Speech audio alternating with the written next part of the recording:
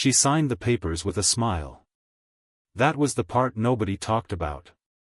Not the 12 years, not the house, not the way Jordan Maddox slid the divorce documents across the conference table like he was closing a deal on a parking lot.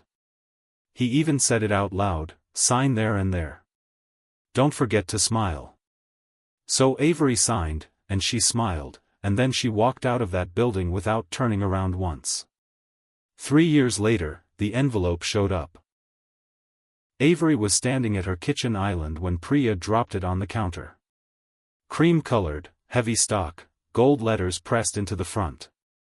Mr. Jordan Maddox and Miss Tessa Wren request the honor of your presence. She didn't move for a full 5 seconds. Priya read over her shoulder twice, then said, he didn't. He did, Avery said quietly. She turned the envelope over. On the back, in Jordan's tight, controlled handwriting, was a single line he'd added himself. Thought you should see what moving on looks like. Avery set the envelope down. She didn't crumple it. She didn't throw it. She just stood there, very still, while something settled over her face that Priya had only seen once before, the last time a rival firm had tried to poach her entire development team. That firm no longer existed. Avery picked up her phone and made one call. Dre, she said. Clear my Saturday.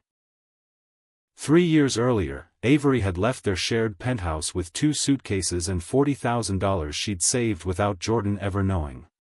He'd always handled the money, always reminded her, gently, casually, in the way that sounds like a compliment until you realize it isn't, that she wasn't a business mind. She hadn't argued. She hadn't fought over the furniture or the accounts or the vacation house in Charleston. She'd looked at him and said, keep it. All of it. He thought that meant she was broken. It took him 3 years to understand that Avery Cole didn't fight over things she'd already decided to leave behind. She started her company from a rented desk in a co-working space in Brooklyn. No investors, no family money, no name behind her that meant anything in a room full of people who'd already decided she was nobody. She built anyway. By the end of year 1, her real estate development firm had cleared its first acquisition. By year 2, she had a floor in a building she didn't own yet. By year 3, she owned the building. She named the company Cole Ventures. It was worth $120 million on the morning Priya handed her that envelope.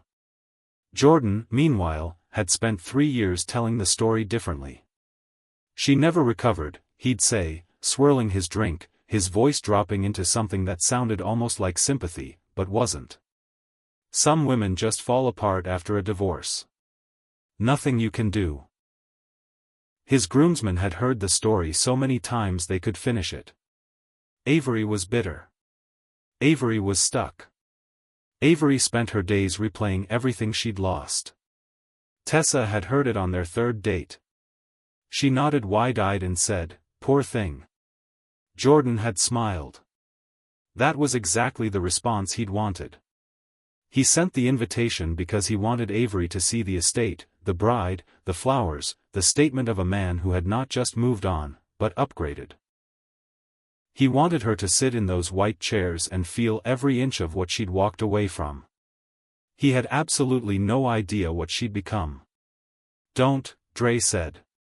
He was standing in the doorway of her bedroom, arms folded. He had worked as her head of security for 2 years and knew every version of Avery Cole. This version, quiet, still, eyes fixed on the mirror, was the one that made him nervous. Don't what? She said. The face. You're doing the face. She looked at her reflection. Champagne silk, natural hair pinned close, a few strands loose, no dramatic jewelry, nothing that demanded attention, just clean, precise, impossibly put together. She looked expensive in the way that required no explanation. I'm going to a wedding, she said. You're going to his wedding? She turned from the mirror. Dre, what do I always say? He exhaled slowly. You don't go to battles, you go to conclusions. Exactly. She picked up her clutch. He wanted me to see what he built. She walked toward the elevator without looking back. Let's go see what I built. The Keller estate was the kind of venue that made people forget themselves. 200 guests, white floral archways stretching toward the sky, a string quartet that had flown in from somewhere expensive, champagne towers, the kind of afternoon engineered to make every attendee feel that wealth was inevitable, that this was simply how things went for people like Jordan Maddox.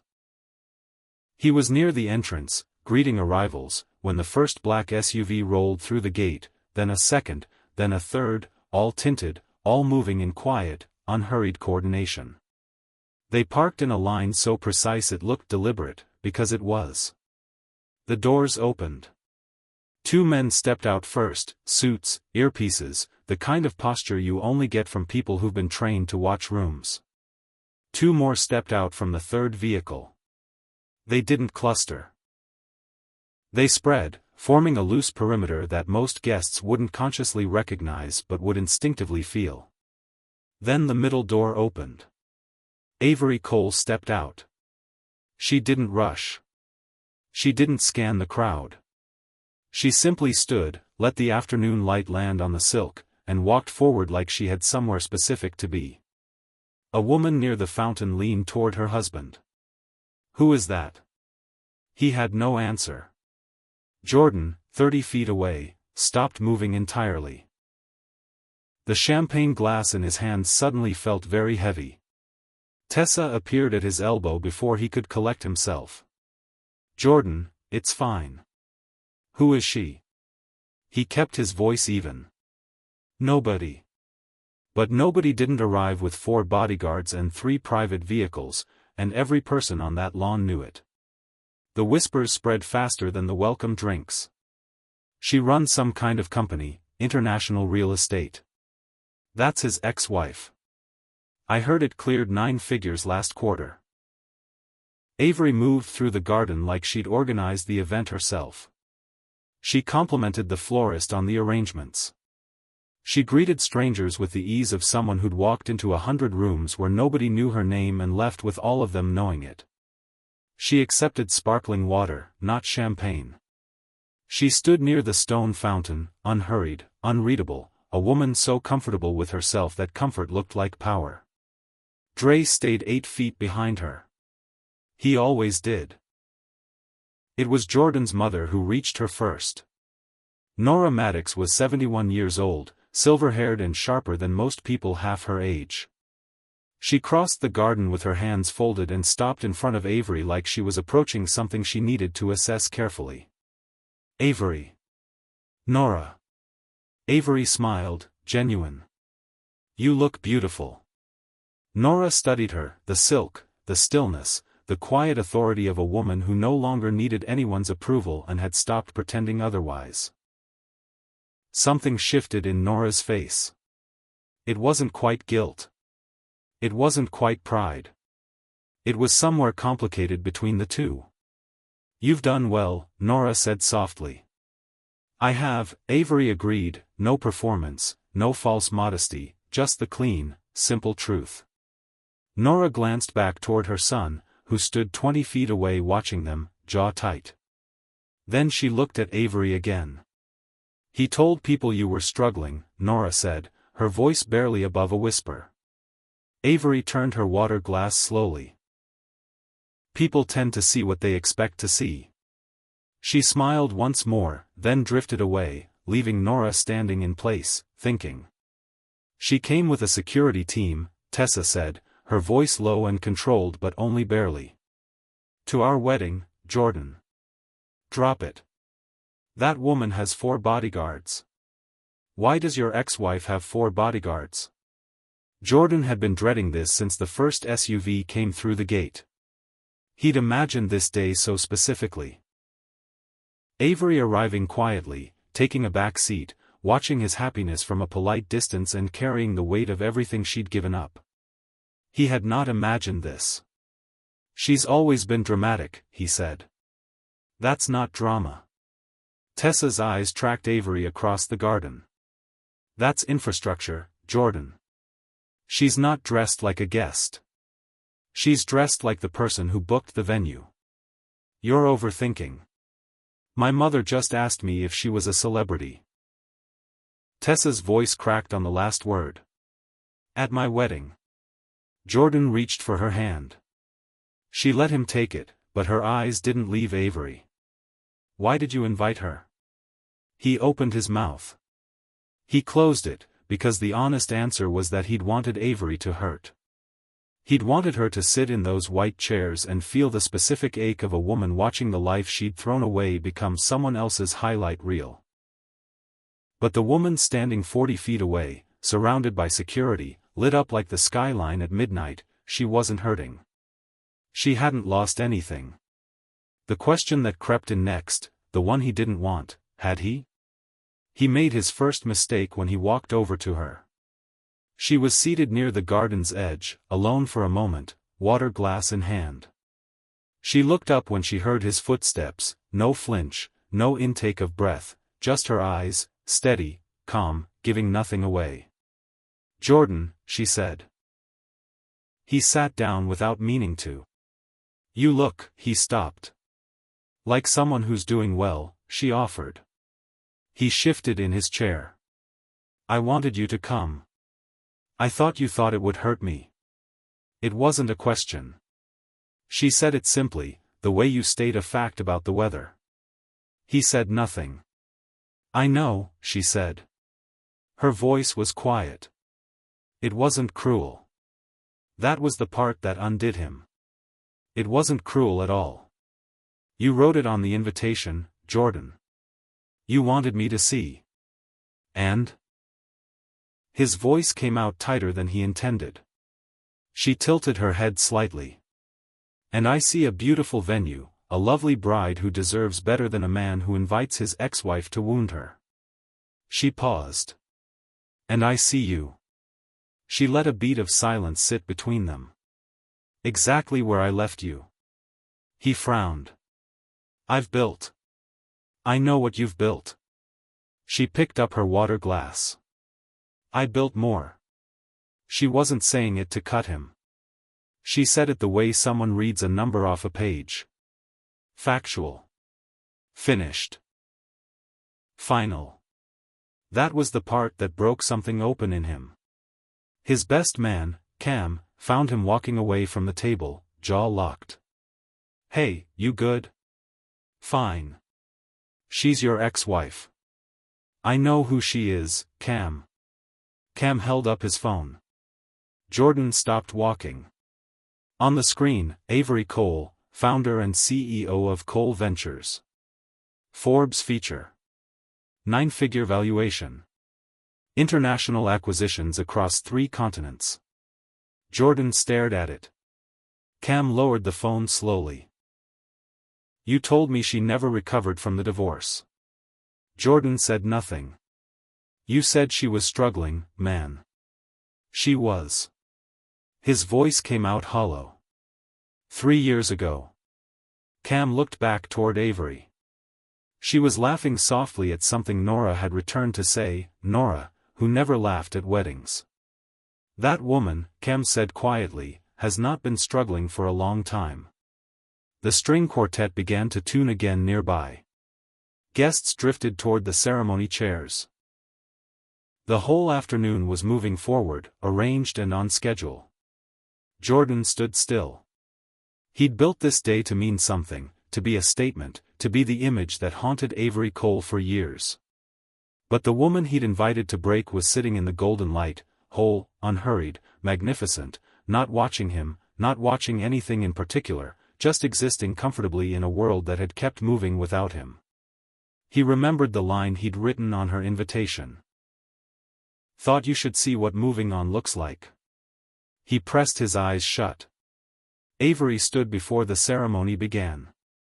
Dre was beside her before she'd fully straightened, no signal, no word, just presence.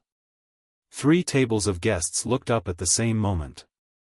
She smoothed her silk, placed a small ivory envelope on the table with 2 fingers, picked up her clutch. She didn't make a scene. She never made scenes. She left the way she'd arrived, with complete quiet control. Her detail fell into formation around her. The sound of gravel under their feet was the only announcement. Guests parted without being asked. At the entrance arch, an older man she didn't recognize stepped forward.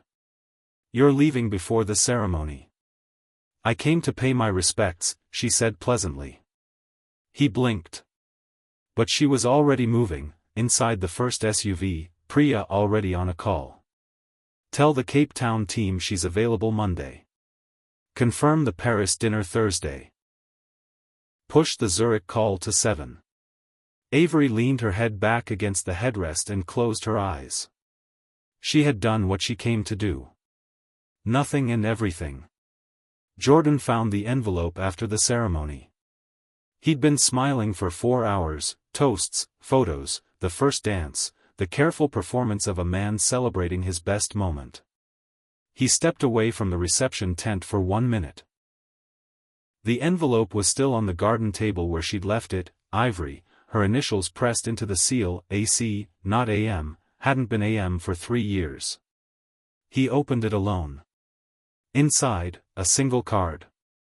No speech, no venom, no triumph, just 2 lines in her clean, precise handwriting. "Thank you for the invitation. I hope you find in this marriage everything you were never willing to build in ours." And below that, smaller, like an afterthought that wasn't, "I forgave you a long time ago. That's why I could come." He read it 3 times. Cam found him standing there, card in hand, the noise of the reception bleeding out from the tent behind him. "Toasts are starting." Jordan folded the card carefully, slid it into the inside pocket of his jacket against his chest. He didn't know why he kept it there. He walked back to his bride, back to the flowers and the music and the architecture of a day designed to declare his success. But something had changed, quietly, without drama, in the space that Avery Cole had occupied for 90 minutes before leaving without looking back. Back in the city, Avery stood at her window. The skyline blinked and shifted below her. 17 unread messages waited on her phone, partners, advisors, a journalist requesting an interview. Her life ran at a frequency she'd had to teach herself to hear. On the drive home, Priya had asked, was it worth going? Avery had taken her time. She'd gone because she needed to know, not to hurt Jordan, not to display herself, not even to prove anything to anyone watching. She'd needed to know if the old ache was still in there somewhere, the one that lived in the corner of 12 years and shared Sunday mornings and the slow, quiet drain of a life spent making herself smaller so someone else could feel larger. She stood at the window now and checked herself carefully, the way a doctor presses gently on a healed scar to see if it still hurts. It didn't. There was something else where the ache used to be, quieter, warmer, something that felt like arriving somewhere you've been trying to get to for a very long time. She picked up her phone and called her mother. "How was it?" her mother asked. Avery watched the city below, all those lights burning steady in the dark. "He wanted me to see what moving on looks like," she said softly. A beat of silence. "I think I showed him." She paused. "And then I came home to mine." The most dangerous thing you can do to someone who built their identity on your pain is show up whole. Avery didn't compete. She didn't collapse. She just became. And let that be enough.